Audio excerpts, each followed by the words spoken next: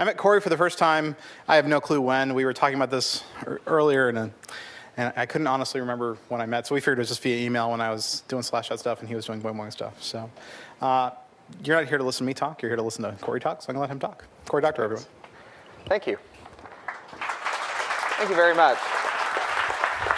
I'm not sure what this is for. It's like they expect it to get messy up here.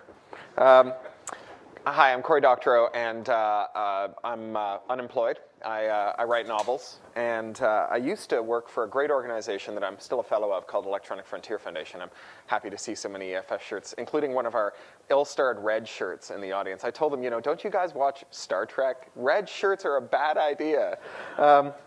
But it's great to see so many folks here. And I'm going to talk to you about a very EFF-y subject, although I need to clarify that I'm not speaking on behalf of EFF. This is one of the great advantages of not working for EFF anymore, is I can say things that I could never say when I worked for EFF, because they've got to go to Congress and courts and stand behind their employees' words. So I get to be on the record, but not on the record for EFF.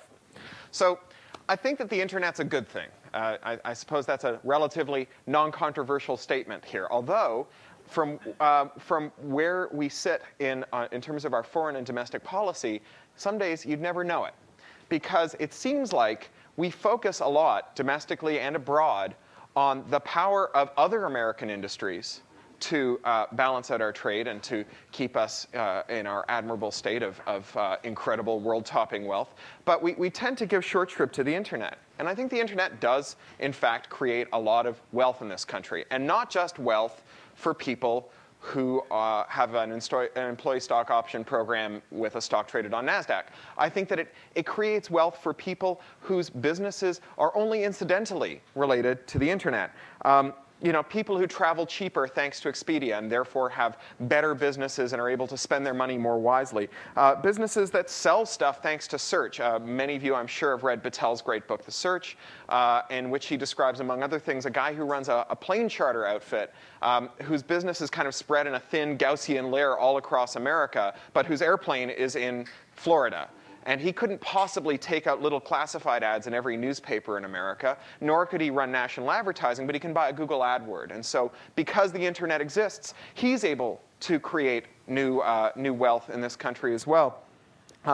All those niche publishers like me, who are enabled by zero publishing costs. I mean, we run boingboing. We reach a couple million unique individuals a month and several million page views a day. And we do that, for a long time. It didn't cost us anything. And then my sysadmin started charging me $50 a month for bandwidth. And then it went up to a whopping $1,000. And it's leveled off in the sort of $2,500 range, right? By comparison, Wired reaches a slightly smaller audience than ours, I think, every month. Maybe they're about the same size now. But Wired costs a lot more to put out. I mean, boingboing couldn't exist if we had great printing presses or distribution deals or offices in Soma. Here's an odd example from just this week. I saw a nutritionist, and I found the nutritionist with Yelp. And then I discovered where that nutritionist was using Google Maps. And then I fed it into my GPS. And this was business that my nutritionist, who's a nice little old Jewish lady living in Glendale, managed to pick up over the internet without ever actually touching the internet. So again, we have the balance of trade. We have American industry being benefited through this in ways that we never thought of.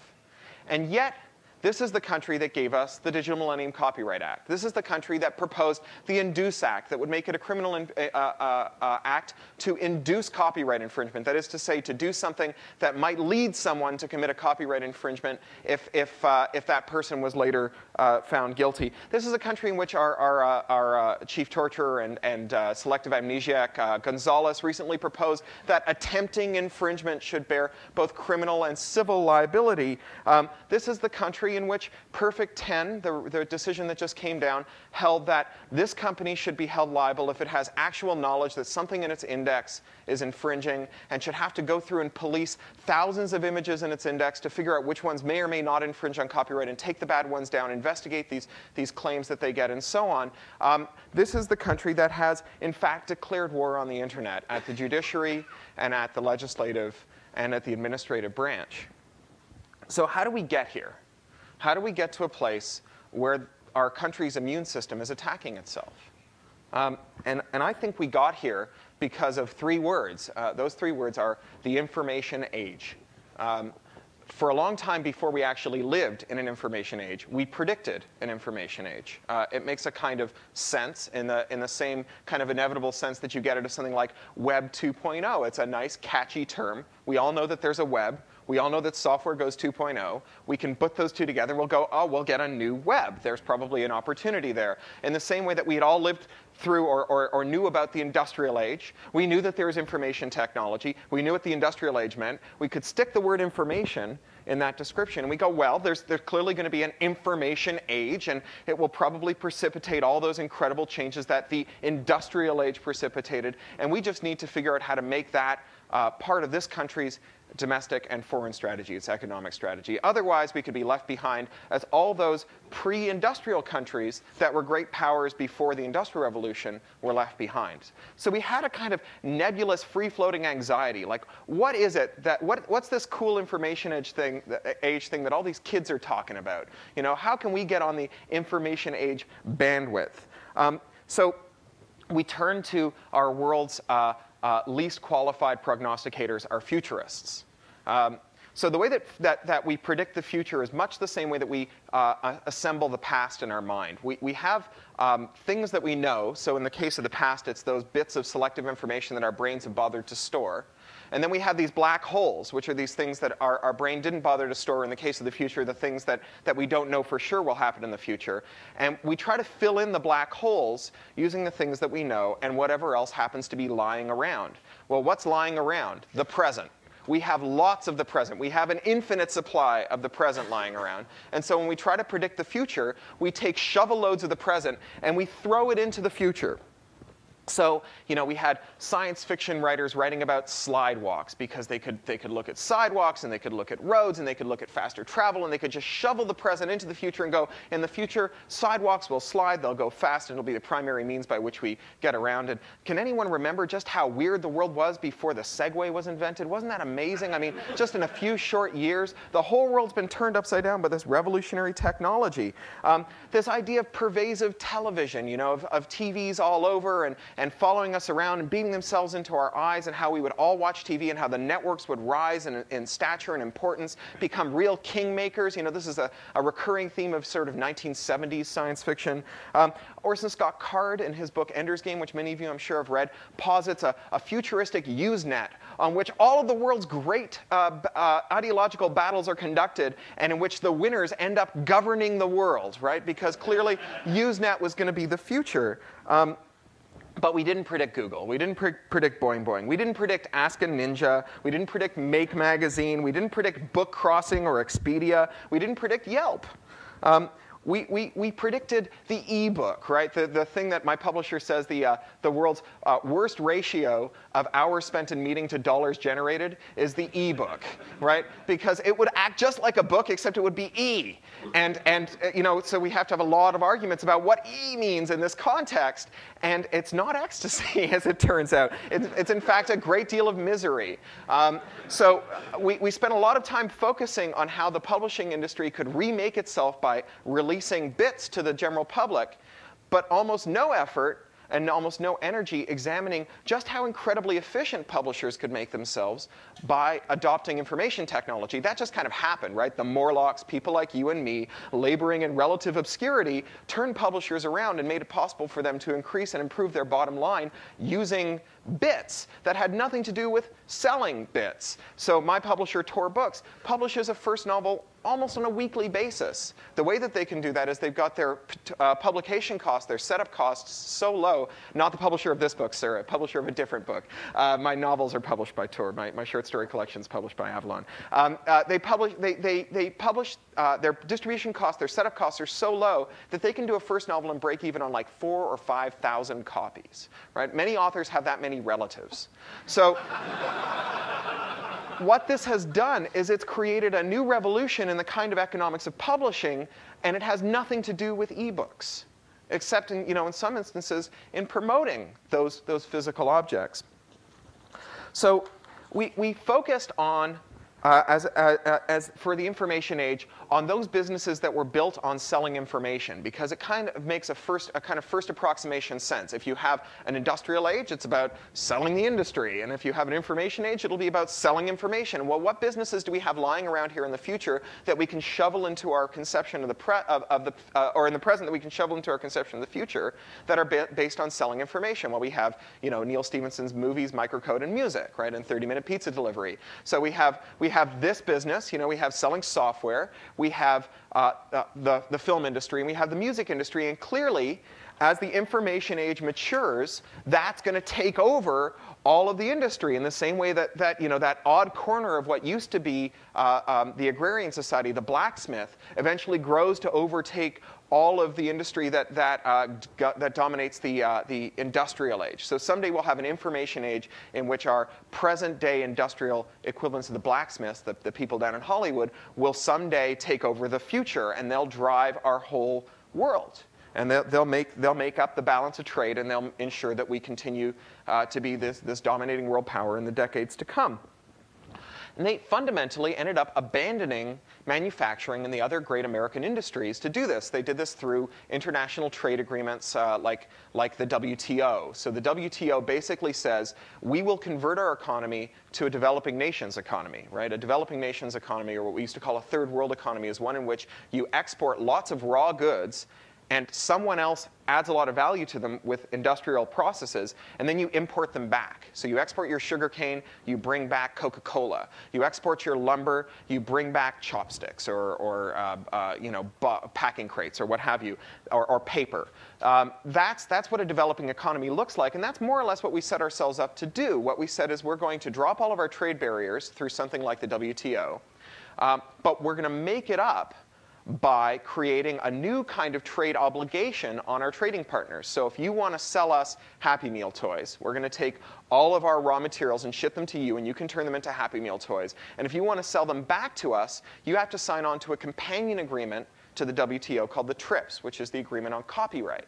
And what you need to do, China, India, every other country that manufactures goods more cheaply than America can, is you need to sign up to protect American copyrights. And in this way, movies, microcode, and music can make up the balance of trade that we used to get out of Detroit and all the states that begin and end with O's, right?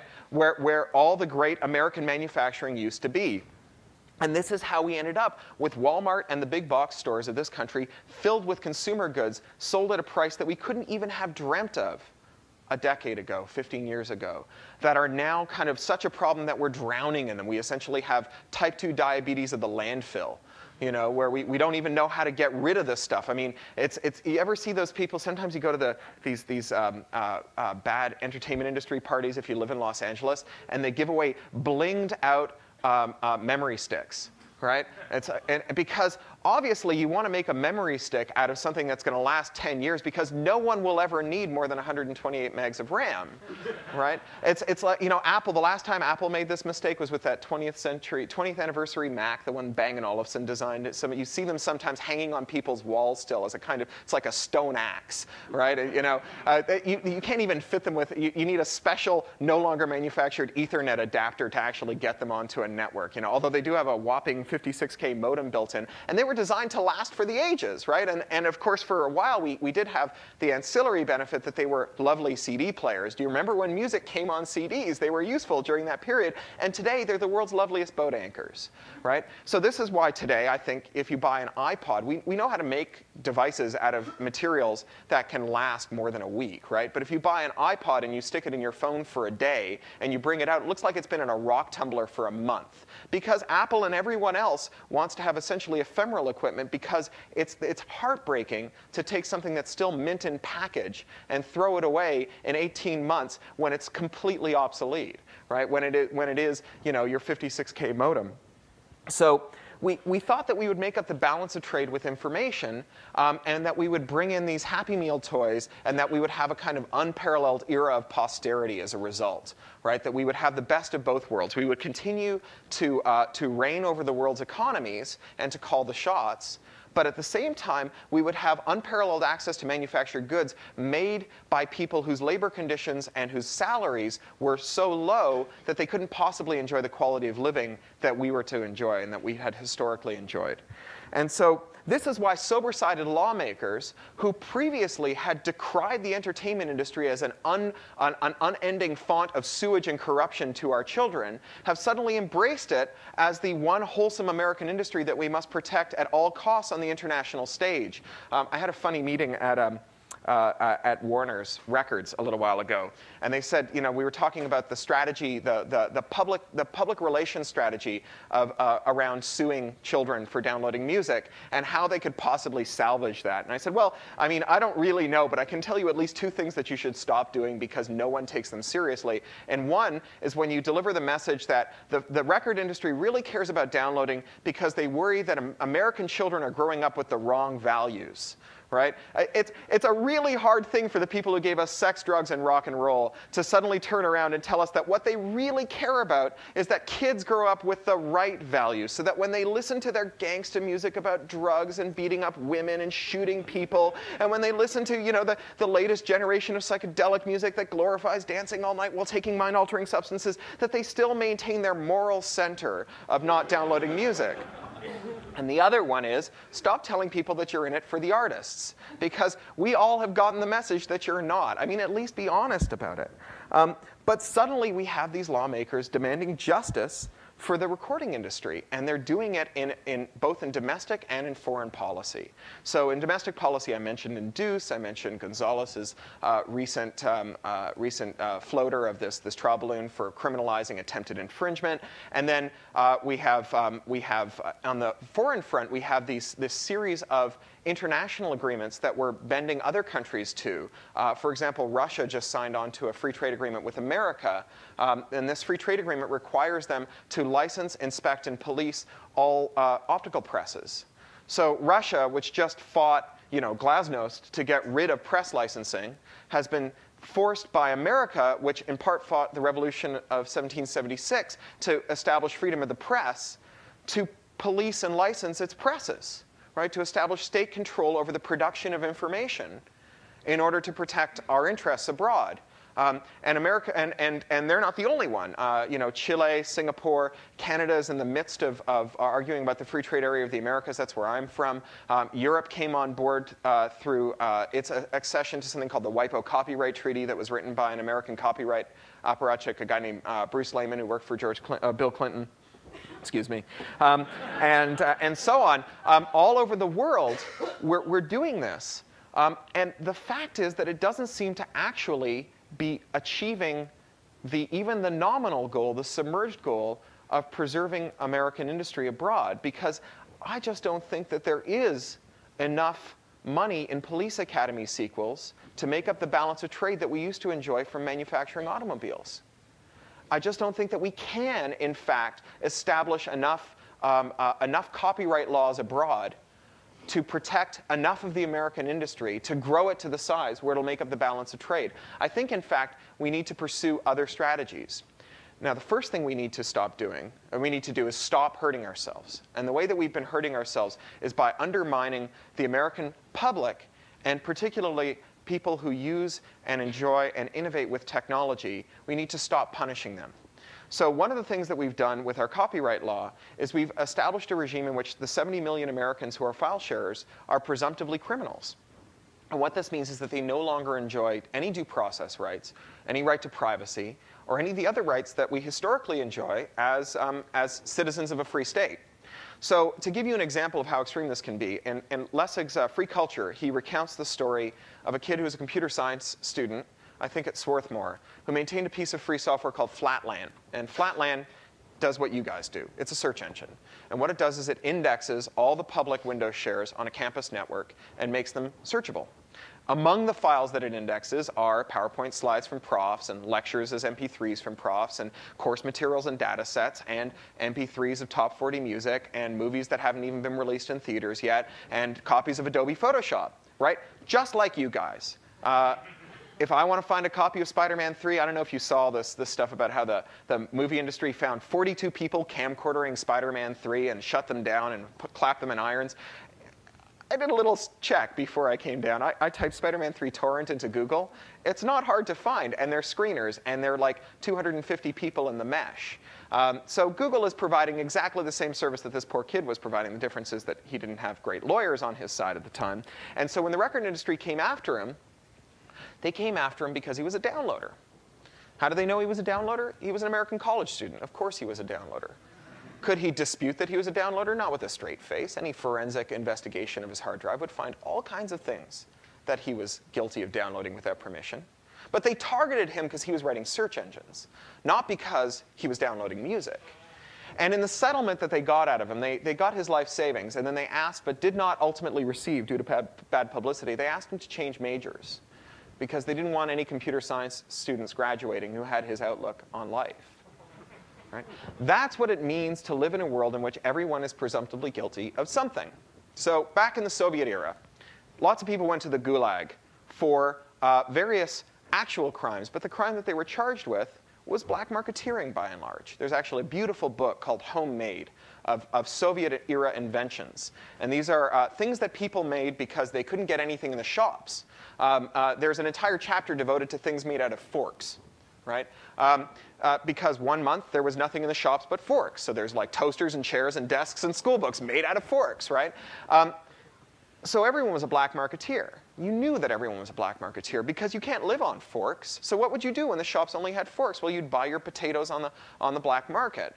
And that meant that if you looked cross-eyed at someone's girlfriend or mouthed off to a cop or just did the wrong thing or was someone that someone didn't like very much, they knew how to put you in jail, not for punishing you for ideological crimes, but for punishing you for being a black marketeer. That's the political system we're creating in this country when we criminalize 70 million Americans, the majority of internet users, for downloading.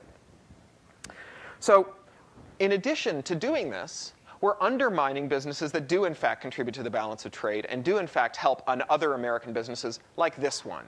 Because this business is now confronted with 150 or 100,000 takedown notices from Viacom. And you guys have to scramble to take those down, and it makes your service less valuable. And essentially, it's a DOS attack using the law. And you're going to face more of these as time goes by. The one thing I hear from every person I speak to who works in audiovisual and the entertainment industry in Los Angeles is more of this stuff is coming. That was a trial balloon.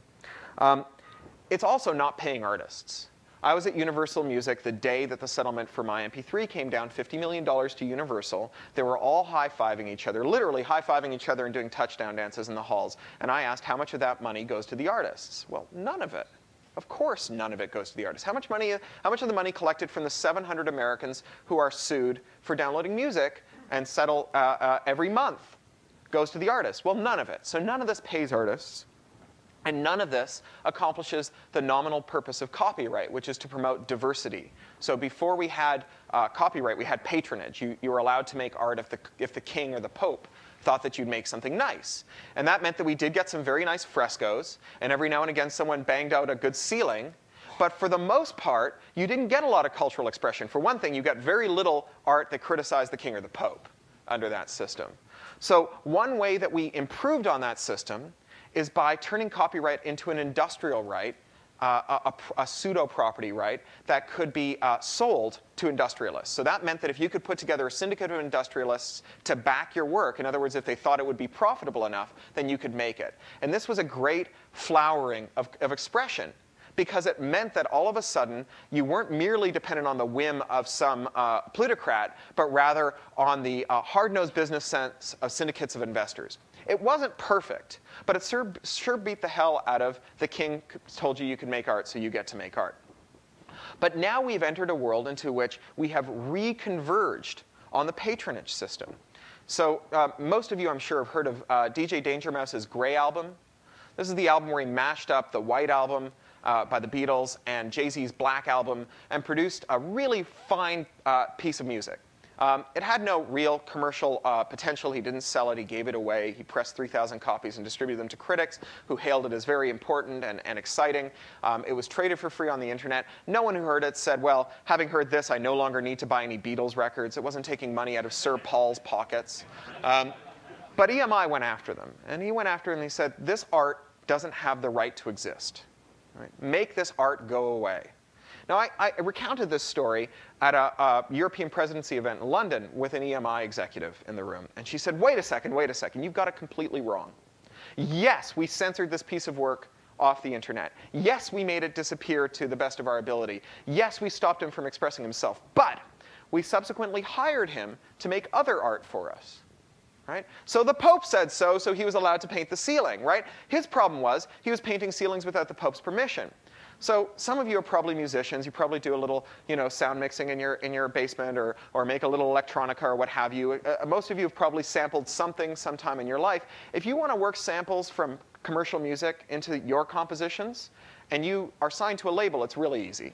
You go up to legal, and legal calls up legal at whatever other label it was that you sampled from. Chances are it's your label, because there's 4 of them left. But they'll call up one of the other labels, and they'll say, hey, Bob, how's it going? How are the wife and kids? Remember that deal we did last week when you sampled some of my artist catalog? I'd like to do the same deal for your artist, for one of my artists with your artist catalog. Is that okay with you? And they send over the boilerplate, and everyone signs it, and they meet for hot toddies on the 18th hole.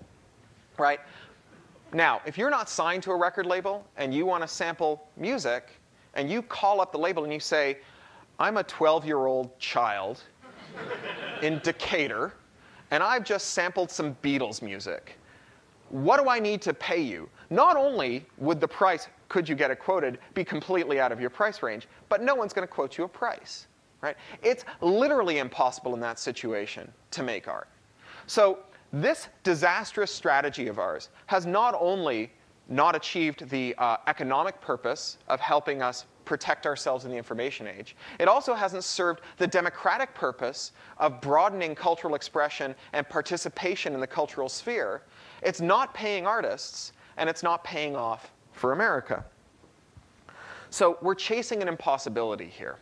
The idea is that we will have a world in which bits can be widely copied with permission and can't be copied at all without permission. And those of you of a technical background, I assume that's all of you, know that this is an impossibility. Bruce Schneier says that making bits harder to copy is like making water that's less wet. There is no future in which bits will get progressively harder to copy. Indeed, if bits did get harder to copy, it would be alarming. It would mean that some of our critical infrastructure had stopped working. It would mean that silicon had suddenly stopped being so efficient at storing and moving bits around. It would mean that networks had suddenly gotten slower. Right? Barring nuclear catastrophe, from here on in, bits only get easier to copy. And yet we're chasing a future in which bits will get progressively harder to copy. Even you guys are doing it, right? You've deployed DRM for Google Video. Right? We know DRM doesn't work. It doesn't work for some security basic reasons. If you deliver to an attacker the ciphertext, the cipher, and the key, and rely on the attacker not combining those except under circumstances as you dictate, you are living in a fool's paradise. And this is why DRMs like HDCP and like the new AACS that's in Blu-ray and HD DVD, you all remember that there's now 1.6 million copies of this key floating around. This is why these things take years and millions to develop and are broken in minutes for pennies by kids. Right? Not because the engineers who develop them are stupid, but because they are chasing a fool's errand. So this whole thing has the reek of the old Victorian injunction against masturbation, right? We all say that none of us masturbate. We all know that everyone masturbates. It has the reek of Lysenkoism, right? That was the science that dominated the Soviet Union, where ideology trumped physical, observable, objective reality. So the ideology predicts that wheat will grow in this field, and anyone who points out that there is nothing but stubble in that field goes to jail, right? And what you end up with is famine, not wheat. So some years ago, 2001, July 16th, 2001, a Russian programmer named Dmitry Skilyarov came to America and gave a presentation on the failings in Adobe's ebook DRM at DEF CON, a hacker conference in Las Vegas. And at the end of it, the FBI put him in jail. He subsequently released, copped a plea, went back to Russia. The Russian equivalent in the State Department said, don't go to America. They've turned into the kind of country where some math is illegal. Beware giving academic or scholarly presentations here. The science is no longer allowed if it conflicts with ideology, with the ideological myth that someday we'll get copy-proof bits. Right? So this is Russia, the home of Lysenkoism, that was able to recognize it. And of course, the joke's on them, because the free trade agreement they just did with America imposes the same law on them. So they've got Lysenkoism too, again. So every time you ask someone who's making DRM, an engineer who should know better, why are you making DRM? They say, well, we need to do it to make the studios more comfortable. We need to do it, otherwise the studios won't come along. We need to do it because otherwise we won't get access to premium content and we won't be able to sell it. Well, this whole thing has the stink of hypocrisy to it. I mean, is there anyone in this room who isn't a copyright infringer? Is there anyone in this room who hasn't you haven't infringed copyright? Yeah, okay. So we all pretend, you're not a copyright infringer? Yeah, but do you think you've never infringed copyright? In my whole life? Yeah. Okay.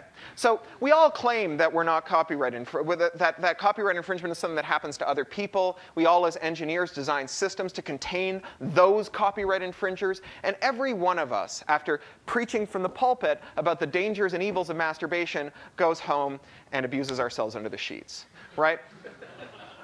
We are constructing a society in which objective reality and law are at ever greater odds. And it's not just us. It's not just engineers. So some of you probably saw a great movie called This Film Is Not Yet Rated, made by an independent filmmaker named Cory Doctorow. He's a funny guy. We're actually, disclosure, I'm doing some consulting on a movie he's doing. So he made this great movie about the MPA film rating system, which is very arcane and shrouded in secrecy. No one knows who rates the films, and if you get an NC-17 rating, no one will exhibit your films, and so it's tantamount to making it disappear altogether. And the whole process is very mysterious. So he made a movie about it, and for the first half of the movie, he hires a private eye to follow the ratings board around and find out their identities. And in the second half of the movie, he submits the movie to the ratings board. Right? Very funny. And one of the things that happens in the second half of the movie is former Congressman Dan Glickman, who's the head of the Motion Picture Association of America, calls up Cory Doctorow from DC to say, I watched your movie and we need to talk about it. And Cory Doctorow says, well, wait a second. You watched my movie and you need to talk about it? The only copy is in Los Angeles. And he said, no, they made me a copy. But don't worry, it's safe in my vault. You know, the vault defense. I think we should all try that. So protectionism won't come back to the world, right? We're not going to be able to put the WTO back in the bottle. We're not going to be able to re-erect, and maybe it wouldn't even be desirable to do so. But we're not going to be able to balance out the balance of trade again by protecting our manufacturing sectors with trade barriers. It's just not going to happen in this country. Politically, it would be suicide to quintuple the cost of Happy Meal toys overnight, right? No one's going to vote for the man who makes PowerBooks cost $25,000. So we are stuck with this. And if every country in the world is to thrive, we need to embrace the real information age. And the real information age is the information age that you folks are helping deliver. It's the information age in which IT transforms and remakes every single business, sometimes eliminating them altogether, as with travel agents. But it creates new efficiencies and new opportunities for new people. It's not in a future in which bits get progressively harder to copy. That future won't ever arrive. We need to continue to innovate and not lock innovation up. And you can help. So if the only way to do DRM, to do video from the entertainment industry and sell it on Google Video is through DRM, stay away from it, right? Then it's just time. It's not the right time to do it. You need to wait until they come around. Making Google DRM just legitimizes this consensus hallucination about the copy-proof bit. It leads us further down this path where we commit ourselves more and more globally to this idea of protecting bits from being copied. I used to be a systems administrator. I never protected a bit by keeping it from being copied. I protected my bits by making lots of copies of them. And you've done it before, right? In the early days, John Battelle recounts this very well in The Search. In the early days of Google, there was a lot of pressure on you to do graphic banner ads. In fact, that was all advertisers wanted to buy. And the consensus at that time was that this is a company that will succeed primarily by discovering what customers want, what searchers want, and delivering it to them. Not by finding out how people want to extract money from our customers and delivering it to them. And there is no customer who wants your DRM. Right? No one woke up this morning and said, I wish there was a way I could do less with my videos. Maybe I'll go buy some from Google. Right? So there is no customer for this, and it's not consistent with your mores. And I'm fearful that this is going to come to YouTube. And I hope that you guys will stand your ground as you've done before. The only way to overturn the corrosive institutional hypocrisy is to stop doing it, even if it means facing ostracism, even if it means that the entertainment industry continues to go to Congress and accuse you of trying to destroy the world and the American way of life. It's a hard row to hoe, but we can't win by baking DRM into our motherboards with trusted computing and baking it into the law. We'll only win by standing our ground and by making the best technology we can imagine. Thank you.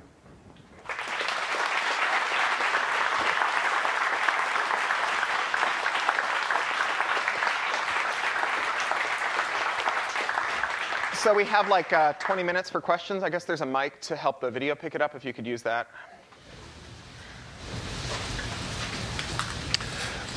So, industrial information age, before there was the industrial age, there was the industrial revolution, and a lot of entrenched things got hurt and destroyed, and you didn't really point that out much, that, you know, there's, like the travel agents, a lot of things are getting destroyed by the information revolution. And I think it's interesting to think about, well, when will we be there? Well, I guess the question is, it's true, right? It's true that each successive wave of technology is massively disruptive. In fact, I have a theory that what technology does is it gives advantages inherently to attackers and less advantages to defenders, because defenders need to erect a perfect defense and attackers need to find one hole in the defense. And this is why, for example, college kids are able to threaten the Recording Industry Association, and why the Recording Industry Association is able to sue college kids, but neither of them are able to defend themselves. So the recording industry can't stop copying, and kids can't stop themselves from being sued, but they can both attack each other and attack each other. So it's wildly disruptive. But I guess the question you need to ask yourself is, historically, would we be better off, for example, if the vaudevillians had been able to protect their interests and keep radio from coming into existence? Would that have, because certainly there were vaudeville artists who were put out of a career by the record and radio, right? Would we have better cultural expression, better participation, if the only way you could make music was in a vaudeville hall? Or has the availability of recording and transmission made the world a better place to be? And I prefer to inhabit a world with recording and transmission in the same way that I prefer to inhabit a world with the internet. I'm sure that there are people who don't feel that way, though. It's a good point. So the equivalent in software for the patronage for art that you were talking about seems to be software patents, where you can only write software if you work for a corporation that is allowed to cross-license patents.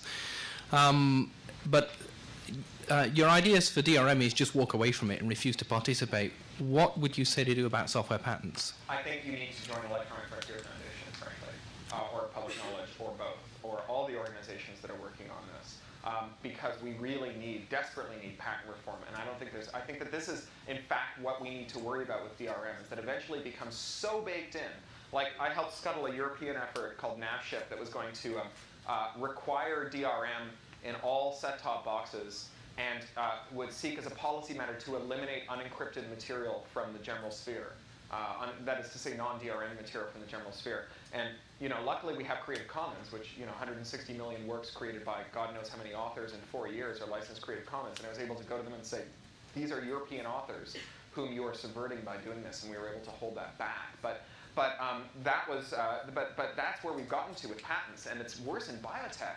My friend Jamie Boyle at the Duke Center for the Public Domain has a grad student who did some research on this, where she went around and she interviewed all these people who worked in biotech, and she said, how do you navigate this thicket of patents? Because from what it looks like to me, you couldn't possibly do your job and do it. And they said, oh, no, we know what patents mean. They don't mean we can't use this for research. They don't mean we can't use this in this context. It just means we can't use it over here. They had a kind of folkloric understanding of patent law that was completely wrong. Right, totally out of step with it. And had they actually adhered to, if their attorneys had been looking over their shoulder while they were doing this, they would have had to down tools and walk away. That's how bad the patent thicket is. Electronic Frontier Foundation is doing good work on overturning some patents. We got a grant. We've picked out 10 of the worst offenders, including some people who are certain to come after you, Acacia, who claim a patent on all forms of streaming media. From like 1992. Someone needs to show them the Engelbart video from '68, right? And they have been going after, they had a great patent troll strategy. They went after little porn sites, and they said $500 gets you a license.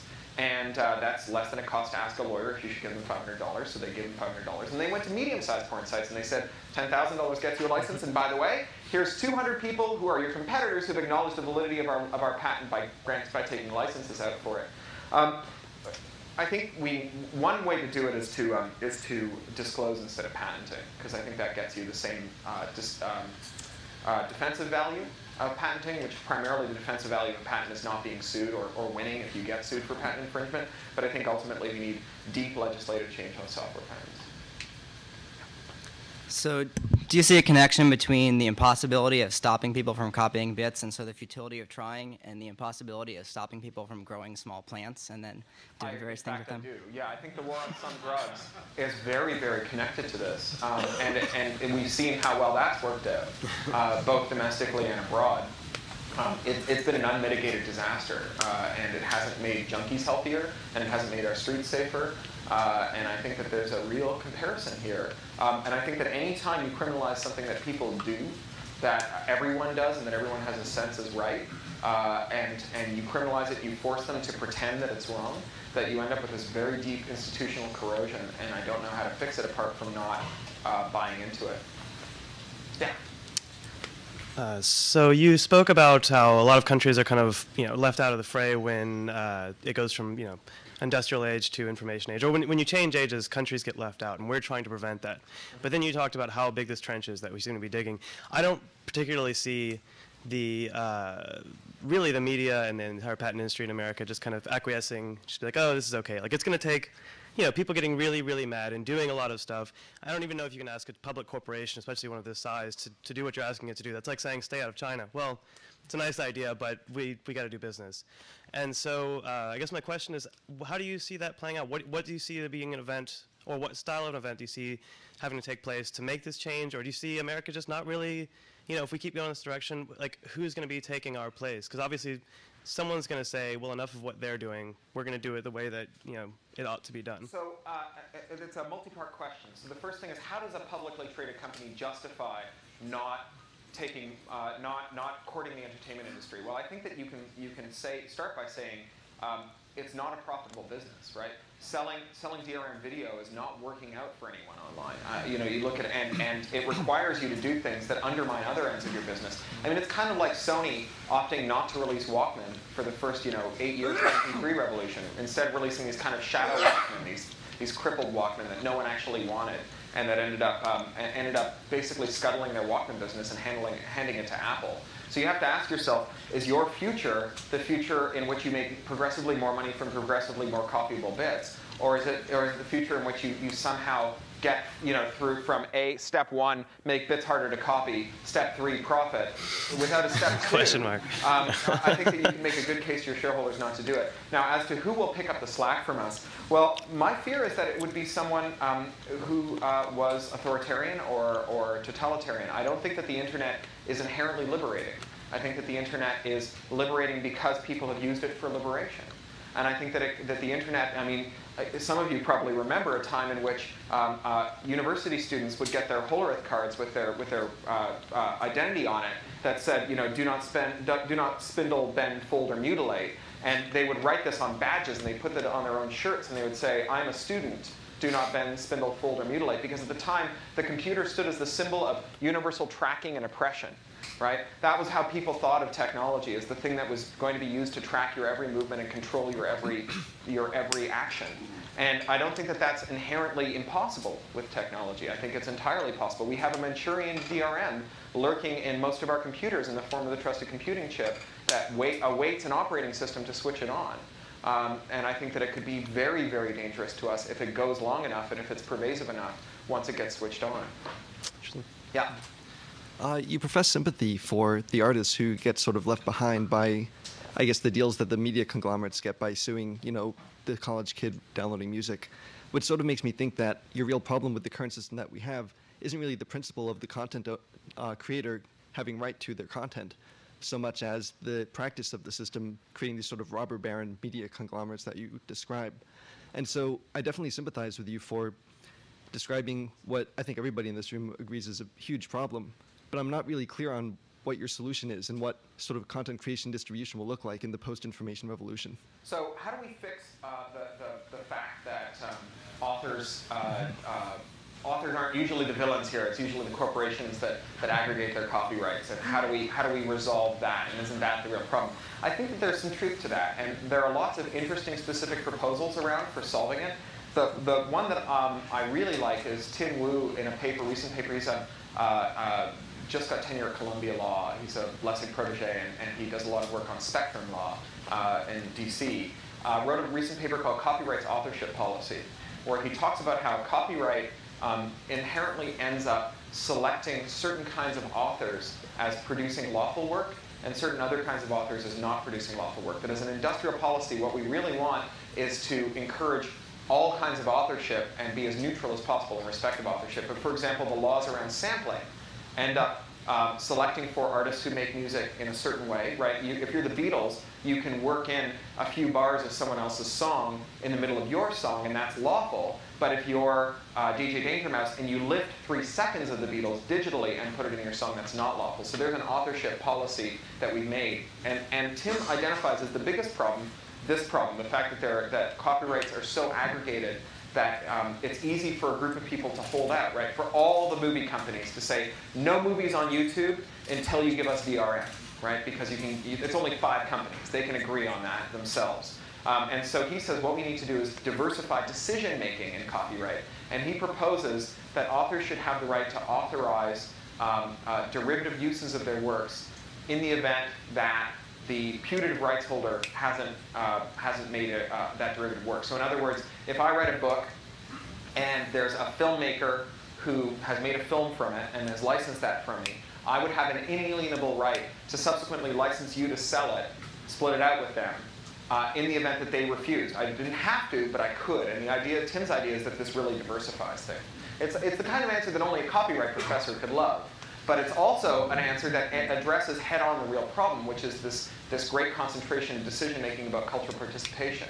I think that there's an answer that's probably geekier and I think better, which is the answer bifurcating copyright into rules that govern culture and rules that govern commerce. And historically, we've done that de facto because regulating culture, right? Regulating the songs you sing at the bar, regulating the fan fiction that you write, regulating the songs around your campfire, the enforcement cost was so high that no one could do it. So no one did do it, and it was considered to be lawful even though no one really, even though it wasn't. If you asked a lawyer, they'd tell you it wasn't lawful. Regulating the things you do in your living room and so on. And what we've done is because we've made all this stuff searchable, and because we've lowered the transaction cost of bringing legal action against people, we've suddenly imported all of those person-to-person cultural transactions into the corporate sphere, into the sphere of commerce. And I think that it makes a lot of sense to say, we're going to have a set of rules that govern what people do among themselves, and we're going to have another set of rules that governs what companies do among themselves, and we're not going to expect the same lawyer who calls up from Warner's, calls up Universal to talk about their unauthorized Harry Potter movie, to also call the 12-year-old girl who's writing unauthorized Harry Potter fan fiction. That she would have a totally different set of rules that govern her transactions. It's a hard one to make happen, but I think Creative Commons is going further than anyone else in demonstrating that there can be a separate set of rules and norms for cultural activity that aren't the rules and norms that we use in our commerce. Because I don't think it's unreasonable for a movie studio to pay another movie studio to license one of their characters. I just think it's unreasonable for that same movie studio to go to you and say, you can't paint it on your kid's nursery room wall. Thanks. Sorry. Hi, it struck me that like all the things that you say is like basically bits are getting easy to copy and all that. What do you do about that when it comes to privacy? I mean, the whole thing with privacy is you go to some store, you do some transaction with them, they record it, they've got these bits explaining what you did, and you want to, like, first of all, make sure they don't give copies out to other people, and also make sure that they forget about this transaction after a while. So isn't this kind of hypocritical if you like have a strong privacy standpoint versus, but you know, it's like it doesn't seem like it quite fits together. Well, I think that we can't solve the privacy problem And we can't make bits harder to copy, right? So we're not going to be able to make bits harder to copy no matter what we do. No matter what the law says, bits aren't going to get harder to copy. And we can't solve the privacy problem the way that we can solve, for example, the copyright problem, which is just an industrial regulation problem, right? So we need a whole different set of rules and regulations to get there to solve privacy. And among the things that we can do to solve them is we can adopt rules that punish people who commit data valdezes. And what that does is I think it raises the cost of keeping personal information on users. We're starting to see a little of that now in the class action suits against companies that print too much of your credit card number on your slip. And I'd love to see follow-on suits that relate to companies that store too much of your personal information and end up leaking it or using it in ways that are inconsistent with the rules that we set out as a society. And I think that that's a different regulatory problem. But it's a very sticky issue, and the reason that I didn't come up here and give you a speech about privacy is that the answers are a lot harder.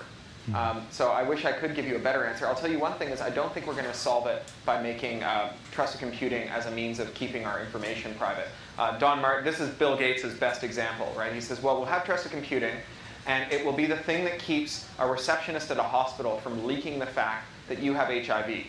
Right? And Don Marty from Linux Journal said, look, if you've got a hospital where you've got someone working there who's so dumb that she can't remember one bit of information, and so unethical that she's going to share it with the world, then you've got an HR problem, not an IT problem. And I don't think that trusted computing solves that. If trusted computing solved it, if, for example, I could convince the IRS to take my tax records in my DRM wrapper, I probably wouldn't need to. Right? The thing that puts me in a position where I can't trust the IRS to delete my personal financial information after 7 years when the document retention period goes away is that I don't have any power over them in the marketplace. And adding DRM doesn't give me more power in the marketplace. It just increases the likelihood that I'm going to have to put my tax records in their DRM wrapper, and that every time I look at my tax records, they'll get a record and they'll be able to stop me from doing it. So I don't think that'll solve the problem.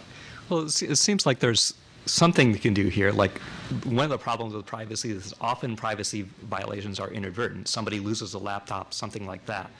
So yeah, and absolutely. And I think that this is something, Seth Schoen has written a great paper about trusted computing and something he calls owner override that would allow you to preserve the kind of benefit you're talking about, where you are able to strongly encrypt the material on your hard drive in a way that prevents people from accessing them without your permission, but which doesn't allow your computer to control how you use it.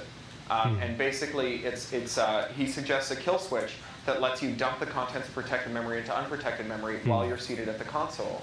And that would keep someone from ripping your hard drive out. That would keep someone from making a network attack against you, and so on.